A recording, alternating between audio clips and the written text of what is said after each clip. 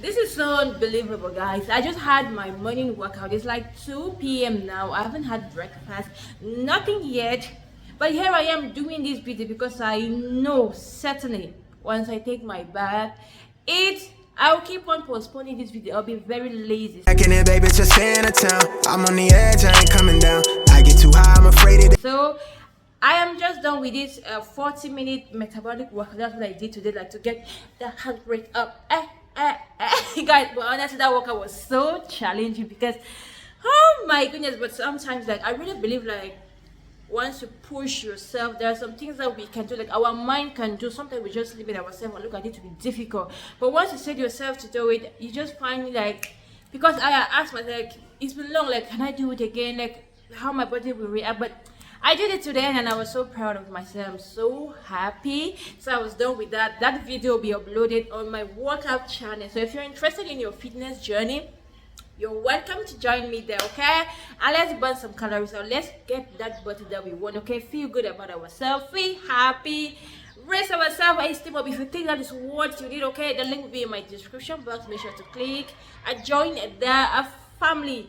So guys, what again? Yeah, I'm done with that, done with TikTok. The links will be there. So if I get to bed, eat, I will definitely be lazy to do this video. I'll be so lazy. I'll keep on postponing like I always do. So I was like, let me just round up with everything before I go into it. So guys, you all are welcome to my channel. And if you're first time coming across this channel, on your screen you have Ake Ivinet, your village girl. Yeah, that's what I call myself. I'm your village girl. Thank you so much for tuning in. And before we get into this video, please do give this video a thumbs up. Make sure to subscribe and turn on your notification bell.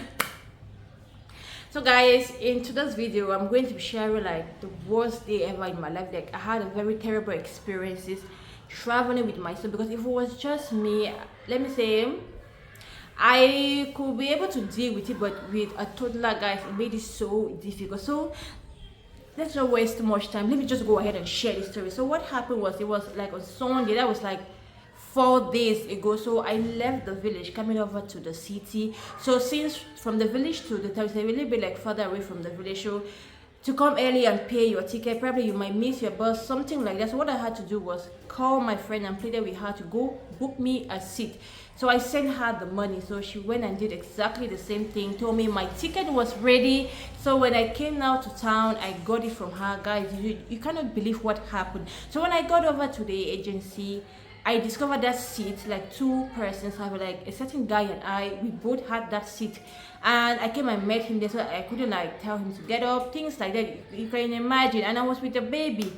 Guys, I had to go back to the office and be like, what is happening? What is going on here? And I don't know sometimes what is wrong with this agency, because before you book your ticket, like, is it a chart or the paper is there with a seat number? Because like our system, we are still very low to the point where like back there, like other parts, there are lines that like you can book online, but with us down there, you have to go through the local method. So like there is this paper, the way the seats are being arranged in the car, so you get there when you pick your number that you want, your seat number, they circle it. So I don't know how, like on that same paper, like they had to circle it the first time, then the second time, I don't know. And the funniest thing is, I don't know who got there first, if it was my friend or that guy. I could not justify it. He was already there on the seat. You know, things like that. I don't like stress. I don't want, guys, at that moment I felt like if I was a BP patient, probably like my BP would have rise up, like, oh my, I was so upset. It's like tears were filled in my eyes. My boy was just there standing, and you know, he was kind of hungry, because before leaving he didn't eat well. That was another annoying thing. And I planned that I could probably get him like yogurt or something that he can just hold in his stomach for the time. I was just so confused about the whole thing. So look at what they suggested to me. They were like, madam, I'm sorry, I'm not going, you guys are sorry, but what are we going to do? And the funniest part is, guys, like where we are based down there is a crisis going on. There is an ongoing crisis, and in that scenario, every Monday is kept aside as they commonly call it ghost town. So what this basically means is that on that day there is no circulation, there is no movement, nothing. Everyone is just indoors, like no movement. You cannot travel from one, like out of that region, you can't on a Monday day. And that incident was taking place on Sunday. So I was like, hey, We left the village coming here. What am I supposed to do if you have to spend the night here? That means you have to spend the whole of Monday. And you know, with the toddler, like you need to start thinking, what are they going to eat? Like you didn't plan for it, so it was stressing me the hell out. So they were like, I was like, what is this apology going to do to me? How is it going to help me come out of this situation? So they were like, okay, madam, probably like maybe we can like reduce your transportation fare, and then if you wouldn't mind, you sit on the staircase, like sit on the stair, like a journey of about 7 to 8 hours. Like, how was I going to sit on the staircase getting into the bus with the child? Why am I going to go through all that stress? Like, guys, my head was just bumping inside. First of all, I considered the option, but later on, like, it didn't even take me 5 minutes. I thought of the whole thing, like, and it was in the night. We were traveling in the night, so I was like, on that staircase, I'm going to be sitting there, and then the place is hard. Probably they're going to give you like something like the soft, like a chair, I don't know, like a pillow, something for you to sit on it, and you have to be carrying the child. What happens if the child starts sleeping, you too, you're sleeping, and it eventually falls off your hands? So there were a lot of things that were coming through my mind. So I was like, no, this cannot work. So when I told them no, because they already reducted the money and gave me part of it. So when I told them, I was like, no, it cannot go. People just check of something else. Like, I really need to go this night. I cannot sit on that staircase. So thankfully, there was like, they had 2 parks. There's another one in another area. So they had to call that one and ask if there was like a space, if the vehicle wasn't full, and luckily there was like 6 space in the car. But though the transportation fare was not the same, the other one was, the difference was about 1,000 francs, something like that. So since there was space, they just transferred me. I had to stay there for the bus to come over and like pick me up from there.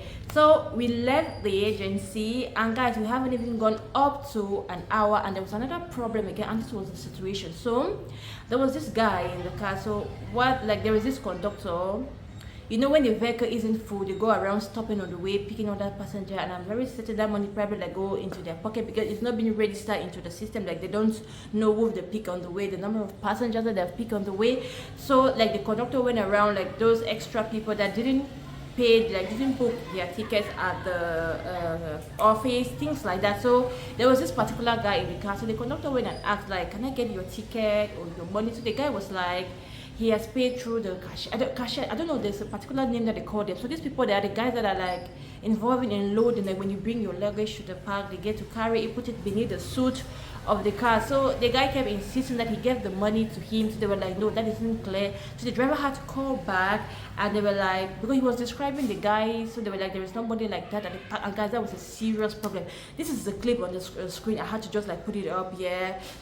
So there was like noise in the car. Everything was just like crazy. Everything just changed.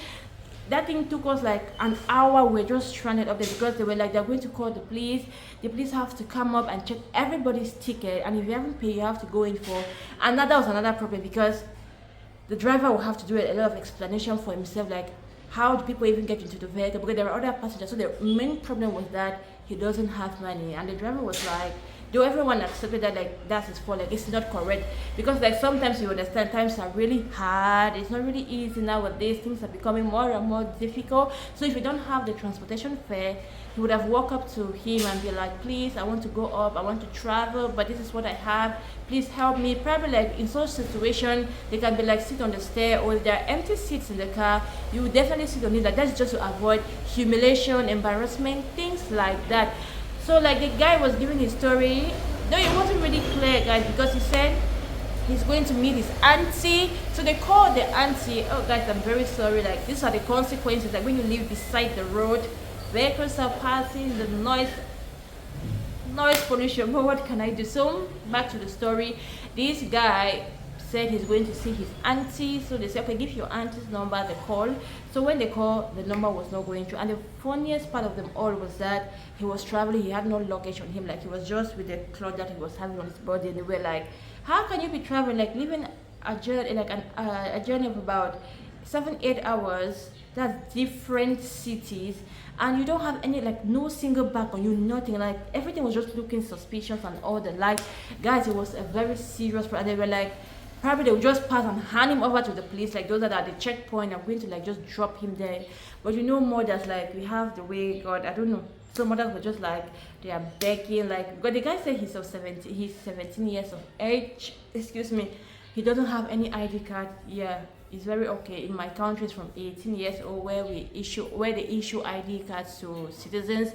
But if you are under the age of 18, what you need is a school ID, and he doesn't have any of them. So they were like, how can you be traveling and you know how bad, like, where the crisis is going or how things are, like, if you are being caught, you're going to spend too much money. Why don't you like have the school ID? So the guy was just keep on insisting. But guys, long story short, mothers kept pleading and pleading, and luckily, like, the situation was calm, the men, everything was calm. So we got into the car. Guys, at that moment my baby too was crying. That was another part, because he was hungry, things like, god.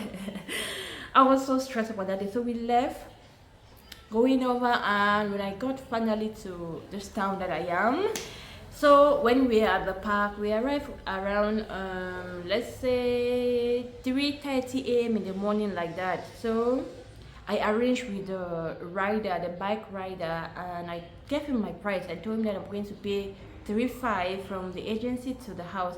He accepted. I gave him my description very well. I told him this is where I live. I tried to call like common names around the area, so he accepted. And when we finally got home, like to where I'm staying, he was like, the distance is too much, I have to add an extra. Guys, we started quarreling because I was just like tired, like today wasn't my day, like I wasn't feeling it. Then my baby too was just there. Oh god. So but at the end, guys, I stood my ground. I'm like, I'm not going to add extra money, because a lot of time people have been dealing with me in this town, because this is a totally different side.